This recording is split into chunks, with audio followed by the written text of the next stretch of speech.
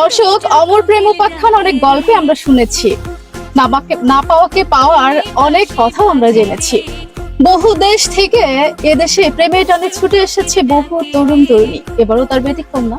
দর্শক, এবারে সুদূর চীন থেকে, বাংলাদেশের প্রেক্ষাপট থেকে হাজার হাজার বর্গ মাইল দূরে অবস্থিত চীন, সেই সুদূর চীন থেকে প্রেমের টানে এবার ছুটে এসেছেন বাংলাদেশের নাটোরে।